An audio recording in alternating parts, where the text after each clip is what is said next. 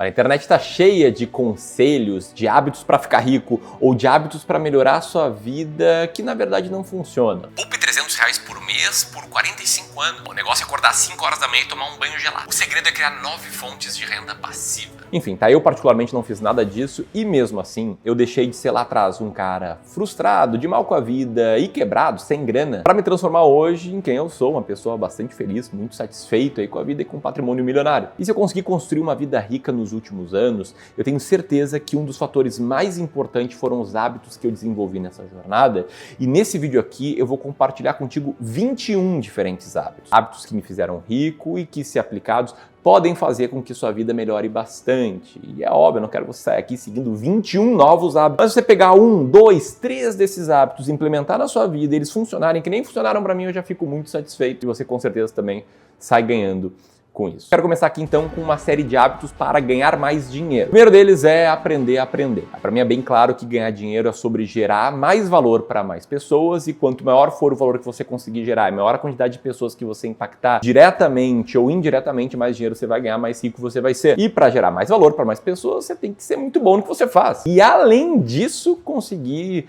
vender bem, conseguir se comunicar bem. Eu, na minha jornada, por exemplo, tive que desenvolver bastante conhecimento sobre mercado financeiro, sobre marketing, sobre vendas, sobre gestão. Isso só foi possível por quê? Porque eu desenvolvi o hábito de aprender a aprender, que você pode desenvolver com um jeito muito simples. Primeiro passo, encontrar um problema a ser solucionado. Pegue uma área da sua vida que você não está satisfeito e tire um tempo para melhorar, para aprender sobre essa área. O passo número 2 é encontrar alguém que já teve o problema que você está tendo e já solucionou esse problema. Aprender é sobre repetir ações que geram bons resultados. Você tem que consumir o conteúdo que essa pessoa produz. O passo número 3 é botar a mão na massa, né? Encontrar tempo para estudar. E sempre que você estiver estudando sobre um assunto, tenha em mente 3 perguntas, tá? A primeira, como é que eu posso usar isso? Segunda, por que usar isso? E a terceira, quando usar isso? Depois disso, você vai para o 4º passo, que é implementar aquilo que você está aprendendo. Conhecimento sem prática não leva a nada, então vai aprendendo as coisas e vai tomando ações com base naquilo que você está aprendendo e aí você colhe feedback. Essa feedbacks para pessoas que estão à sua frente, que estão mais desenvolvidas que você na área que você quer melhorar. Eu, quando comecei um blog na internet, o blog do Clube do Valor, eu pedia feedbacks para pessoas que eu conheci que tinham blogs com bastante acesso. Quando eu comecei os vídeos no YouTube, eu pedia feedbacks para pessoas que tinham canais do YouTube maiores que o meu. Não precisa ser aquela pessoa bam na área. Alguém que seja um pouquinho na tua frente já vai conseguir te ajudar e te dar feedbacks bons. E aqui, para esse primeiro hábito, o passo número 5 é o mais importante, que é tentar ensinar para alguém. Tem um negócio chamado pirâmide da aprendizagem, que é uma teoria que diz que a gente absorve 10% da informação lendo, 20% da informação ouvindo, 30% da informação observando, 50% da informação vendo e ouvindo, 80% da informação praticando e 95% da informação ensinando. Então, a partir do momento que você vai aprendendo sobre uma habilidade, passa a ensinar outras pessoas sobre elas. O fato de eu passar a ter ensinado investimentos e agora lições sobre riqueza, negócios, desenvolvimento pessoal, me ajudou muito a crescer, a aprender melhor os conceitos que eu mesmo estava ensinando. O segundo hábito, que é uma derivada do primeiro hábito, é estudar 30 minutos por dia. Liga só nessa frase do Naval Ravikant. A educação é abundante, tá na internet e é gratuita. A vontade de aprender que é escassa. Então, além de aprender a aprender e seguir os passos que eu te mostrei no hábito 1, você precisa também botar um tempo ali na tua agenda todos os dias para estudar sobre alguma coisa. Se você se dedicar 30 minutos por dia para ler, por exemplo, e ler em todos os dias do ano, uma velocidade média de um brasileiro normal, você vai ler entre 35 e 45 livros por ano. Você já imaginou o que você poderia fazer com tanto conhecimento? Passo número 4 é aprender com sua própria experiência, né? Porque basicamente existem 2 formas de você aprender coisas novas, de você crescer. A primeira é aprendendo com alguém que está à sua frente na área que você quer aprender, e a segunda é aprendendo com a sua própria experiência. Essa forma é ainda mais poderosa e você com certeza já aprendeu bastante desse jeito, né? Crianças aprendem assim, né? Elas aprendem a falar vendo as pessoas falando, entendendo aquilo, começando a concatenar. Quando a pessoa fala eu quero uma água, as pessoas vêm e trazem água. Então, será que isso aqui é água? Assim, com o passar do tempo a gente para de aprender assim e a partir do momento que eu, Ramiro, passei a intencionalmente aprender com a minha própria experiência, cara, meu ciclo de crescimento foi muito acelerado. O faturamento do Clube do Valor foi muito acelerado. A minha renda cresceu bastante e sabendo usar bem o dinheiro que eu ia ganhando, eu consegui também construir uma vida melhor, uma vida mais rica. Olha que louco, tá? Eu comecei esse hábito de forma totalmente não intencional.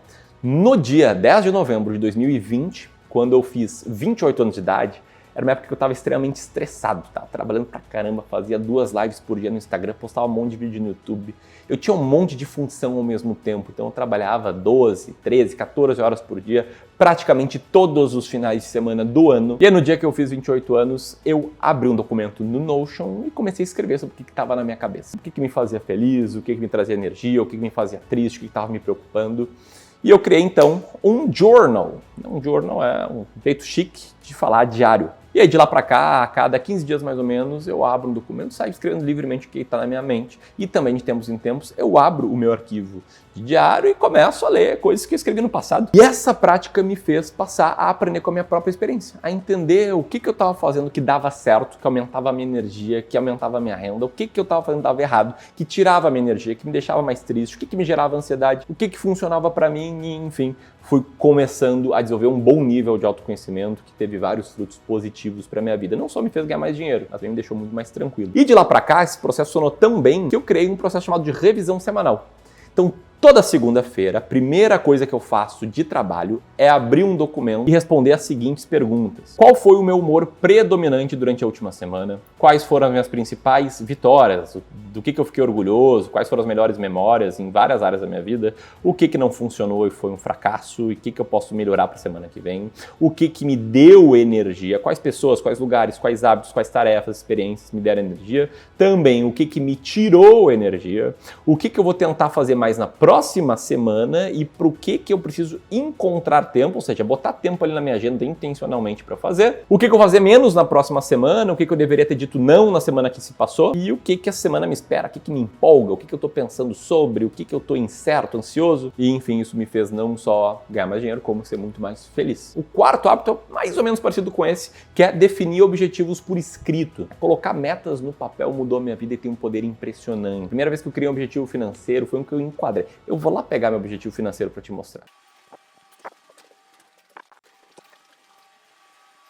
Era basicamente esse documento aqui que eu escrevi depois de ler o livro Quem Pensa Enriquece, o livro que falava para fazer isso, botar por escrito, né, os teus objetivos, o que tu queria construir na vida, o que tu daria em troca disso. E eu disse mais ou menos assim, né? Eu, Ramiro Gomes Ferreira, você é uma grande referência positiva na área de finanças pessoais e investimentos. Em troca disso, vou estudar muito todos os dias, a fim de obter um conhecimento amplo e profundo nessas áreas para criar e divulgar conteúdos de valor, impactando milhares de pessoas. Vou ser muito bem pago para ajudar as pessoas a se organizar financeiramente, a investir com mais sabedoria e ter melhores rentabilidades. Até o dia 10 de novembro de 2017, vou ter mais de R$1 milhão.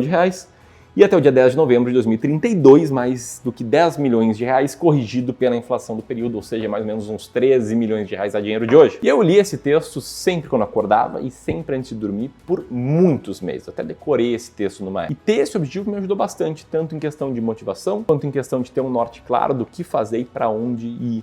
E eu descobri que, de fato, pessoas que escrevem seus objetivos no papel conquistam 50% a mais deles do que pessoas que apenas pensam em seus objetivos, isso de acordo com um estudo feito em parceria pela Harvard com a Dominican School of Business. Então, coloque seus objetivos no papel. Bom, quinto método é escrever 30 minutos por dia. Devo ser bem franco aqui, tá? O Clube do Valor, ele só alcançou a proporção que ele alcançou por conta do hábito de escrita. Meu primeiro cliente aqui do clube foi um colega de trabalho da minha mãe. E vamos analisar aqui qual foi o trajeto que esse cara percorreu até se tornar nosso cliente. Bom, lá atrás eu postei um texto no meu Facebook pessoal, anunciando que eu estava lançando um blog. Aí alguns amigos meus deixaram alguns comentários desejando sucesso, outros leram os primeiros artigos do blog e alguns, cerca de 200 pessoas, deram download de material gratuito e entraram na minha lista de e-mails. Aí por mês eu mandava de 2 a 3 e-mails por semana, com dicas de investimentos, de construção patrimonial, de como conquistar a liberdade financeira, a independência financeira. E cerca de 6 meses depois que o blog foi ao ar, que ele foi ao ar em novembro de 2015, então tô falando aí de junho, julho de 2016, eu, Ramiro, virei gestor de investimentos na pessoa física, anunciei para minha lista de e-mails, que na época tinha umas 1.500 pessoas, que a partir de então poderia gerir carteiras, e esse colega de trabalho da minha mãe decidiu nos contratar, a gente prestar um serviço que requer a maior confiança. Ele só nos contratou por causa da escrita. Afinal de contas, escrevi uma série de artigos sobre investimentos, mostrando o que eu entendia sobre o tema. Eu escrevia textos no Facebook convidando as pessoas para conhecerem o blog. Eu escrevi e-mails para me relacionar com a lista de e-mails que eu fui criando. Eu escrevi um e-mail convidando quem me acompanhava a se tornar meu cliente. Essa pessoa foi uma das primeiras a dar esse voto de confiança. E aí, como é que você pode desenvolver o hábito da escrita? É muito simples, tá? Pega essa agenda, coloca ali 30 minutos de escrita. E aí, quando for escrever, tem uma série de dicas que eu separei aqui pra ti, tá? A primeira é justamente separar o momento na agenda pra escrever. A segunda é, quando for escrever, escrever sem distrações, deixar o celular longe, sem notificação. A terceira, como diz Stephen King, escrever de porta fechada, ou seja, sem medo do julgamento, porque a primeira versão do seu texto só você vai ler mesmo. Depois você revisa e deixa ele mais bonitinho. A quarta, não fazer parágrafos tão longos. Professores de português que me perdoem. Quinta, usar mais ponto final e menos vírgula, isso deixa a leitura muito mais fluida. Sexta, focar mais no leitor do que em você. Sétima, pensar muito bem como chamar atenção, a parte mais importante de um texto é o título. Oitava, contar histórias ao longo do texto. A nona, usar metáforas e analogias. 10, na revisão, tirar trechos que soem confusos, inacreditáveis e chatos. 11, se você está se sentindo travado, escreva o que vier na sua mente, sem julgamento, só você vai ler. E 12, use e abuse de listas e bullet points, eles também deixam a escrita muito mais fluida, beleza? Sexto hábito, né? Se você tem que aprender a aprender, você tem que estudar meia hora por dia, você tem que escrever meia hora por dia, um hábito muito bom é liberar suas manhãs de reuniões para fazer trabalho focado. Olha, faz cerca de um ano e meio que eu não faço mais reuniões antes das 14 horas e eu liberei o tempo da manhã para planejar o crescimento do Clube do Valor, escrever textos, escrever roteiros e também refletir, livre de distrações e aproveitando aquele momento que eu mais tenho energia no dia, que é a manhã, e que a maioria das pessoas mais tem energia, para fazer aquilo que mais requer energia. Eu sei que é difícil de liberar as suas manhãs, porque daqui a pouco não é você que define quantas reuniões você vai ter e em que horário essas reuniões vão ser, mas a verdade é que a maioria das reuniões poderiam ser substituídas por um simples texto no Slack ou por uma simples mensagem de e-mail. Mas se você conseguir liberar um pouquinho, nem que seja da sua manhã, para fazer tarefas que exijam mais foco e mais a sua criatividade, a criação, melhor. Para mim, funcionou muito bem. E tem tudo a ver com o sétimo hábito, que é realizar tarefas em bloco. Isso vai te tornar muito mais produtivo, vai fazer com que você entre mais facilmente no estágio de flow, que é aquele estágio em que parece que o tempo voou quando a gente estava trabalhando. E no meu exemplo prático, tá? Eu nunca pego e gravo um vídeo só pro YouTube. Quando eu tô aqui parado, com a câmera ligada, com a lapela, com o ambiente, com iluminação, eu gravo uns 2, às vezes 3, no máximo 4. Mas faço essas tarefas em bloco. Eu nunca tiro 15 minutinhos para escrever. Não, vou escrever 1 hora, se eu conseguir 2, se eu conseguir 3 horas seguidas, para entrar no estágio de flow e escrever tudo que eu preciso. Nas segundas-feiras, quinzenalmente, tem uma série de reuniões, né, com as lideranças do time de marketing, Clube do Valor, com o meu sócio, com as lideranças do time comercial. Aí eu faço uma atrás da outra, das 4 às 5, das 5 às 6, das 6 às 7. Enfim, realizar tarefas em bloco torna tudo muito mais produtivo. E o oitavo hábito para ganhar mais dinheiro, nesse caso para acumular mais patrimônio, é poupar de 15 a 25% da sua renda, tá? Desde meu primeiro salário, eu sempre poupei mais ou menos 15% da minha renda. E como meu primeiro salário era baixo, e nos primeiros anos meu salário era bem menor, para eu conseguir poupar 15% da minha renda, eu tive que ser bem pão duro. Não vou nem reclamar desse hábito, seria muito injusto, porque sem ele não teria juntado ali meus primeiros 100 mil reais, que foi o que me deu a tranquilidade para empreender, para criar o Clube do Valor, para abrir mão de um salário, na época em que eu era ainda muito jovem, enfim. Toda essa história eu conto melhor nesse vídeo aqui, tá? Sobre como eu fiquei milionário aos 26 anos. Mas o que aconteceu, tá? Com o passar do tempo, a minha renda cresceu, o meu Prolabore cresceu, a distribuição de lucros aumentou e eu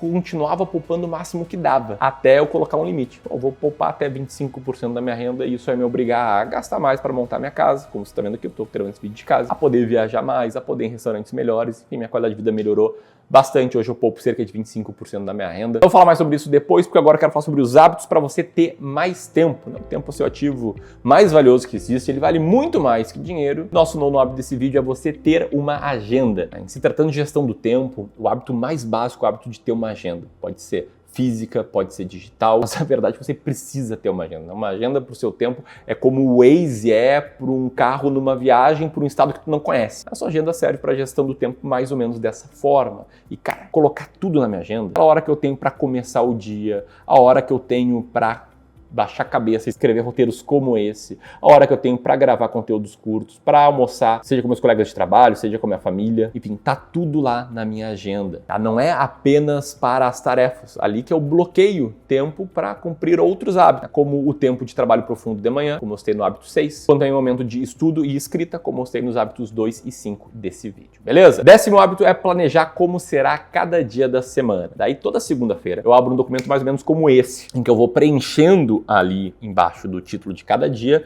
quais vão ser as minhas tarefas prioritárias para cada dia. E depois de ter uma lista de tudo aquilo que eu preciso fazer para caminhar em direção às minhas metas, aos meus objetivos, não só financeiros como pessoais também, eu olho para cada tarefa e faço a mim mesmo 5 perguntas. Primeiro, o que eu posso remover do meu calendário? Qual tarefa ali não faz sentido estar ali? O que eu posso automatizar? Ou seja, dar um jeito de não precisar mais fazer, sem perder o resultado dessa tarefa.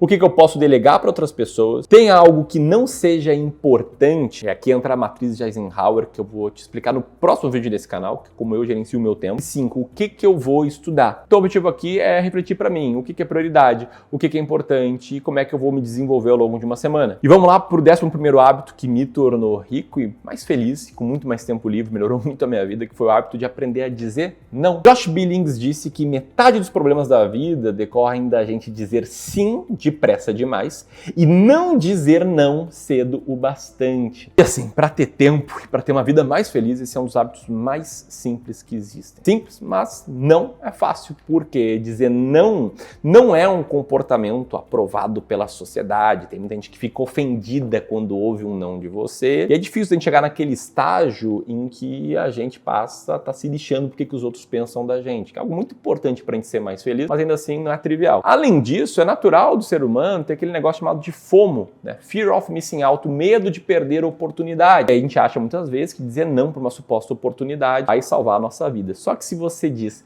sim demais, você surta, você pira. E aí em 2020, quando eu me vi extremamente estressado, eu olhei para minha agenda e o que eu tinha, tá? 2 lives por dia no Instagram, todos os dias. Eu escrevia e-mails, posts, tudo que era produzido no Clube do Valor, e ainda era coordenador de um grupo de jovens empreendedores aqui em Porto Alegre, que era um trabalho extra que demandava muito tempo meu. E aí uma chave para mudar tudo isso foi aprender a dizer não. Se você tem dificuldade de dizer não, o livro que eu recomendo é esse aqui, tá? Essencialismo, do Greg McKeown, um livro muito importante para mim nessa época da vida em que eu estava bem perdido e que fala muito, né, sobre você não desperdiçar sua energia para lá e para cá e colocar o foco em menos coisas, mas nas mais importantes. Como resolver esse hábito de jeito prático? Primeiro, lista lá tudo que você gosta e que você não gosta da sua rotina. Segundo, pergunte a si mesmo o que você deveria dizer mais sim. Terceiro, para cada tarefa que você listou no primeiro passo aqui, entenda se é possível delegar ela, se é possível automatizar ela ou se é possível eliminar ela da sua rotina. E quarto, se você já está acumulando dinheiro, já tem bom patrimônio, usa o teu dinheiro para comprar tempo. Eu digo não para oportunidades que me fariam talvez ganhar um pouquinho mais, palestrar para lá e para cá no Brasil, mas eu digo não porque eu quero mais tempo para mim, para fazer as coisas que eu gosto, para jogar meu tênis, tá?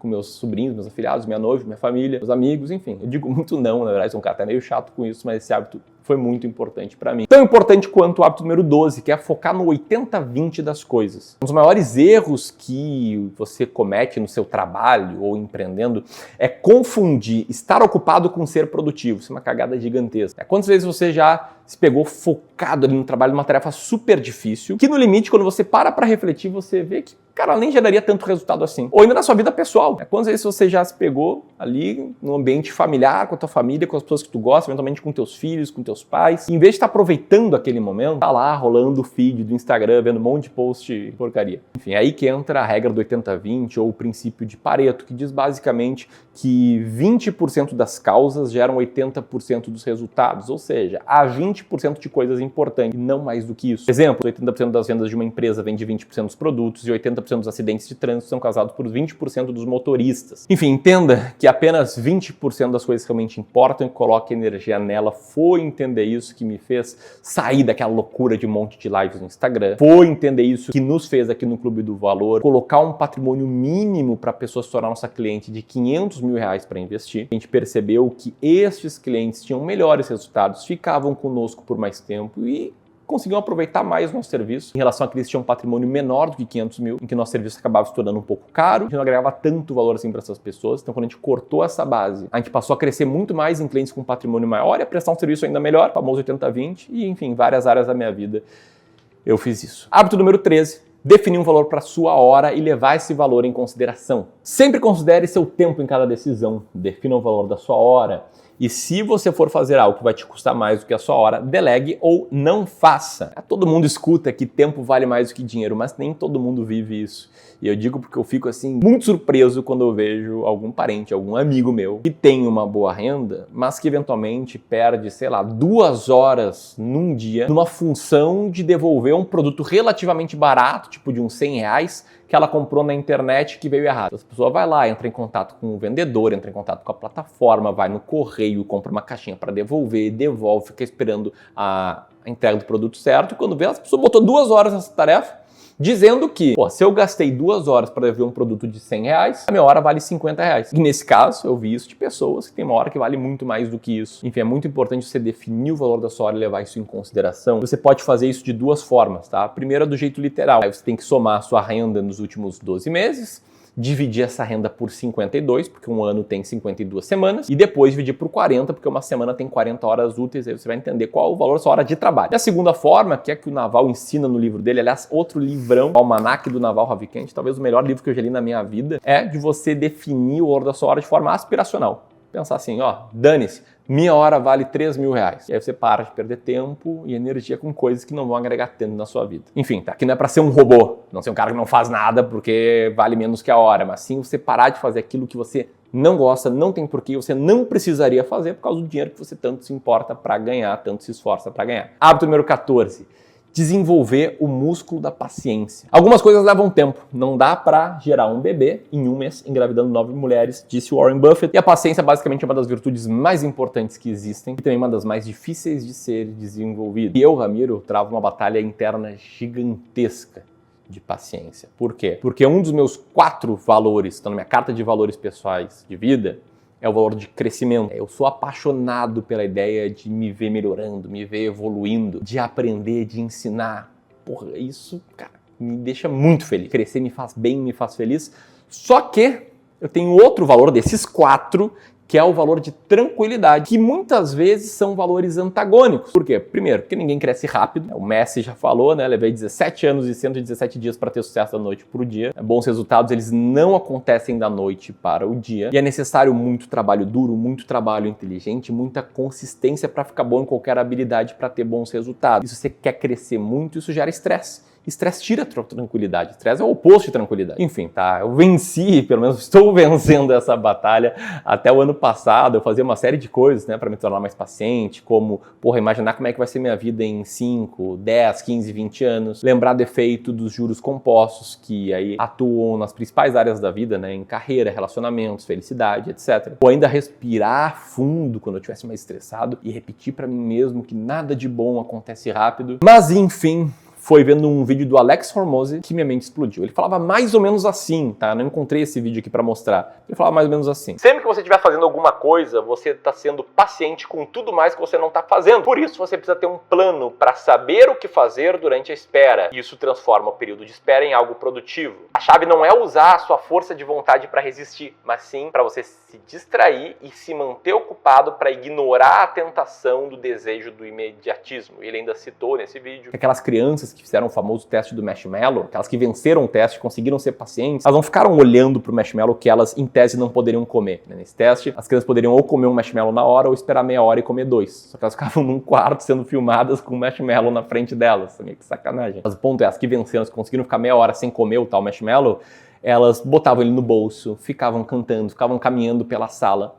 Não ficava ali encarando, desenvolvendo a força de vontade. Agora, como é que eu fiz isso? Como é que eu passei a desenvolver meu músculo da paciência? Eu passei a desenvolver novos hobbies. Passei a correr 3 vezes por semana, a jogar tênis 2 vezes por semana. Comprei um violão, comecei a tocar meia hora por dia. Comecei a escrever 2 horas todas as manhãs. E aí isso deixou minha cabeça muito mais focada no presente e me deixou mais paciente em colher os resultados de tudo aquilo que eu tô plantando ali como empreendedor no Clube do Valor, porque embora eu já tenha conquistado bastante, eu quero conquistar muito mais, quero chegar muito longe, ajudar mais muitas pessoas. E vamos agora para os hábitos para ser mais feliz, porque como o próprio Naval fala aqui nesse livro, que é sobre riqueza e felicidade, o que tu faz para se tornar uma pessoa rica, para ganhar muito mais dinheiro, para explodir a sua renda, é justamente aquilo que vai te deixar extremamente ansioso e estressado. Então, depois de ficar rico, você tem que aprender a ser feliz, desenvolver essa habilidade. E o primeiro hábito, aqui, o 15º do vídeo, é manter um diário da gratidão. Por que isso? Tá? Da natureza do ser humano querer mais. Uma característica inerente a gente, faz bem pro desenvolvimento da espécie, a gente só tem o nível de tecnologia que a gente tem, o acesso que a gente tem, porque muitas pessoas quiseram crescer. Só que muitas pessoas colocam a expectativa de uma vida feliz na conquista de algo. Tipo, quando eu tiver R$1 milhão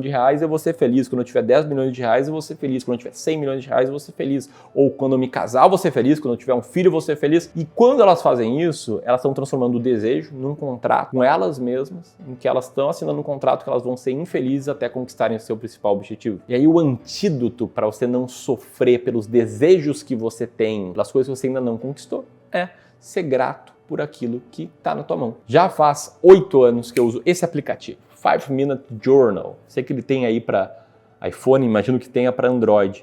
E nesse aplicativo ele me pergunta várias coisas, né? Toda manhã, 3 coisas para as quais eu sou grato, depois tem uma série de outras perguntas. E aí todo dia quando eu acordo eu respondo as 3 coisas pelas quais eu sou grato, e depois uma série de outras perguntinhas rápidas, né? Uma questão de 2, 3 minutos logo que eu acordo, 2, 3 minutos antes de dormir. Dito isso, vamos lá para o 16º hábito, que é só me permitir fazer um tipo de comparação. E aí um negócio que desde que a gente nasce, a gente é domesticado a fazer uma série de comparações, né? Uma criança está sempre ouvindo sobre qual colega dela tem mais facilidade com números, qual que é melhor no futebol, qual que é mais inteligente. E a gente cresce e se acostuma a fazer comparações, começa a comparar carro, quem tem tal carro com quem tem outro carro, começa a comparar às vezes família, às vezes carreira. Essa comparação constante, ela não faz bem, ela não traz felicidade. Sempre que você está julgando alguém, você meio que se coloca num pedestal e logo depois você se sente sozinho, porque só você está nesse pedestal e não é bom viver assim. E aqui já tem um hack para você evitar fazer comparações, que eu ouvi num podcast do Naval Ravikant, em que ele foi entrevistado, uma frase que é mais ou menos assim: se você quiser realmente se comparar com alguém, então deveria comparar o todo.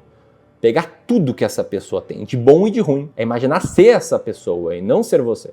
Nesse caso, você aceitaria trocar de lugar? E essa forma de pensar é brilhante, né? Porque geralmente a gente compara um aspecto da vida de outra pessoa. É o patrimônio que ela tem, mas não compara a relação que ela tem com a família dela, com a esposa dela, etc. Então, você quer se comparar com outra pessoa, compara o todo, não só um aspecto. Mas o hábito aqui é só se permitir fazer um tipo de comparação, que é consigo mesmo. E para isso, tá, o que eu faço é responder todos os dias antes de dormir 2 perguntas. A primeira, o que eu tenho hoje que eu imploraria para ter 2 anos atrás, que eu estou me comparando comigo no passado e olhando para as coisas que eu conquistei nesses 2 anos. E a segunda, o que eu, na minha versão com 80 anos, imploraria para ter de volta. E eu estou me comparando comigo do futuro e pensando em tudo aquilo que eu estou fazendo e tenho que deixaria essa minha versão futura orgulhosa. E quando eu comecei a fazer isso, eu me senti muito mais feliz. Agora, mais feliz mesmo me senti quando eu passei a desenvolver o 17º hábito, que é dormir 8 horas por noite. Sim, né? Anos atrás, quando eu estava montando o clube ali, 2017, 18, 19, naquela época eu dormia de 6 a 6 horas e meia por noite. Eu achava que dormir bastante era coisa de desocupado, quem não era um super empreendedor.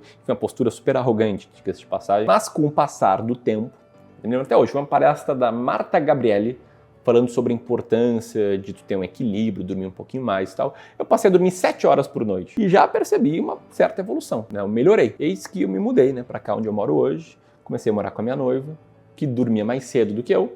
Comecei a dormir junto com ela no mesmo horário, acordar no mesmo horário, então passei a dormir 8 horas por noite e, bicho, minha disposição aumentou. Eu passei a ter muito mais clareza mental, meu humor melhorou, eu consegui produzir muito mais em menos tempo. Enfim, esse hábito mudou a minha vida. E no livro que eu tô lendo agora, o Outlive, o autor fala que um dos pontos para longevidade é você ter o sono bem regulado, dormir bastante e dormir bem. E aí, como é que você pode fazer para dormir 8 horas por noite, tá? Se você quer dormir mais, não tem segredo, você não vai acordar mais tarde, você tem que dormir mais cedo. Então você acorda às 7 horas da manhã, deita ali pelas 10h30, um pouquinho antes das 11, para as 11 está dormindo. Você acorda às 6 horas da manhã, deita ali cerca de 8 horas e meia antes para conseguir ter 8 horas de sono. Beleza? Outro aqui que mudou a minha vida e deixou muito melhor é fazer exercícios físicos 3 vezes por semana. Nessa mesma época dos anos passados que eu trabalhava um monte, em que todo final de semana eu trabalhava, era 12, 14 horas por dia, eu também achava que não tinha espaço na minha agenda para exercício. Eles não deveriam ser a prioridade por alguns anos e que no futuro eu voltaria a fazer. E dito e feito, eu voltei a fazer, eu passei a encontrar tempo para ir correr. No final da manhã eu vou lá e dou uma corridinha, 20 minutos, 25 minutos. E, cara, isso mudou minha vida, porque eu também percebi que, além do condicionamento físico, praticar exercício com frequência me fez sentir mais leve, me fez raciocinar melhor e tomar melhores decisões. Então, eu vejo que cagada que foi lá atrás não ter feito exercício, quantas decisões melhores eu poderia ter tomado se eu tivesse com a cabeça boa por conta dos exercícios físicos, que por acaso eu comecei a fazer também por orientação médica, tanto do meu médico quanto da minha psicóloga. Enfim, isso valeu muito a pena. 19º hábito, escolher as pessoas certas para você se aproximar e também escolher as pessoas para você se afastar. E as pessoas próximas a ti, elas interferem muito nos rumos da tua vida, então você tem que tomar muito cuidado com quem você mantém próximo. Isso vale não só para relacionamentos pessoais, quanto também os profissionais. E como desenvolver isso? Enfim, né, sem falso moralismo, tem pessoas que te dão energia, que te motivam, que te incentivam, que são leves, que você gosta de estar junto. E tem aquelas pessoas que são um porre, são chatas pra caramba, você sai cansado da conversa, elas te drenam energia, te colocam pra baixo. A ideia é muito simples. se aproxima mais das pessoas do primeiro grupo e se afasta das do segundo. Simples assim. Sei que nem sempre a decisão é sua, mas vale o esforço. Para mim valeu demais, melhorou muito a minha vida. Melhorou tanto quanto o 20º hábito para uma vida mais feliz, uma vida melhor, que é comprar boas experiências. Então lembra lá no início desse vídeo, quando eu falei que eu poupava sempre 15% da minha renda, me tornei um cara muito pão duro, aumentei a renda e continuei poupando uma quantia muito alta, aí muito acima de 15%? Pois bem, né, em 2019, quando eu tive a primeira grande distribuição de lucros, meu patrimônio meio que passou da noite para o dia de cerca de 300 mil reais para 1 milhão e pouquinho. E aí o que eu fiz com esse dinheiro? Comprei 2 mil reais em presentes para minha família, doei 1.000 reais para o Instituto Ayrton Senna e poupei todo o resto. Todo o resto. Eu não compartilho isso com orgulho, mas sim como um erro, que eu vejo ainda os clientes de Wealth, do Clube do Valor, às vezes cometerem. Há tempos atrás teve um cliente que tinha 10 milhões de reais investidos conosco, mais uma parte sem a gente, renda altíssima, e estava se sentindo culpado por comprar um carro de 400 mil reais. E sim, comprar um carro de 400 mil reais pode ser um absurdo para quem tem 400 mil reais, mas para quem tem 10 milhões, renda alta, dinheiro em vários lugares, cara, bem tranquila, 4% do patrimônio, tá tranquilo. Aí eu sofri com isso, né? Eu fiquei muitos anos sem viajar, sem tirar férias mais longas, sofrendo quando eu vi a conta de um restaurante, mesmo já tendo bastante dinheiro, bastante renda, isso não faz o menor sentido. E como diz aí o Nick McGilly, autor do livro Just Keep Buying, outro bom livro, se você aumentar a sua taxa de poupança de 5% para 10%, você se aposentará pelo menos 7 anos antes, mas se você aumentar a sua taxa de poupança de 50% para 55%, você vai se aposentar só um ano antes. Então, tipo, poupar um pouco é muito mais impactante do que poupar tudo. E aí quando eu percebi que eu poderia ter experiências melhores na minha vida, que eu não estava vendo um degrau abaixo das minhas possibilidades, sim uns 10 degraus abaixo, eu criei uma regra que é poupar no máximo 25% da minha renda. E o excedente? Pô, montei esse apartamento legal. Viajei pra caramba com a minha noiva, com a minha família. Fui pra última Copa do Mundo, levei toda a minha família pra Disney. Cara, foram as melhores decisões financeiras que eu tomei na minha vida. Por isso, use seu dinheiro pra comprar boas experiências. Ah, Ramiro, mas uma viagem passa rápido.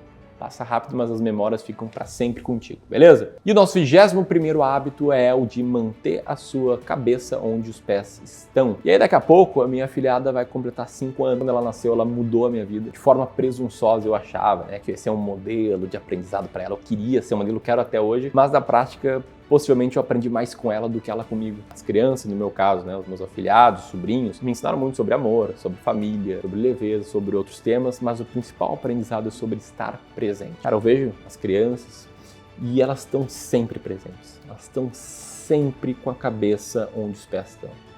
Elas vivem um momento de uma forma assim que eu invejo muito. E aí quando eu percebi, questão de 1 ano e meio atrás, eu passava de 2 horas e meia a 3 horas por dia em redes sociais, e eu justificava que não, esse é meu trabalho. E na verdade eu nem percebia que eu estava desperdiçando meu ativo mais valioso, o tempo, vivendo alheio ao que estava no meu redor. E aí no último ano eu decidi ativamente estar mais presente. Então passei a deixar o meu celular mais longe, tirei todas as notificações, com exceção do iFood e do Rap, para não deixar o motoboy esperando lá embaixo. E enfim, eu nunca tive tão presente quanto eu estou hoje, onde eu estou, e olha que eu tenho muito, mas muito a melhorar. Então o último hábito é desenvolver a presença, é manter a sua cabeça onde os pés estão. E para isso, tira a notificação do celular, deixa ele longe onde você está, tenta sentir, né, teu pé em contato aqui com a cadeira onde eu tô, mão em contato, sei lá, aquilo que tu está segurando, enfim. Tenta estar muito no presente, isso vai mudar a tua vida. Mas talvez nada mude tanto a sua vida quanto a fórmula simples que eu usei para fazer milhões, ou como processo para você ficar à frente de 99% das pessoas. Vou deixar sugestões aqui na tela final. Se você gostou desse vídeo, te inscreve no canal, clica no sininho e comenta qual hábito você adicionaria nessa lista. Um grande abraço e até mais.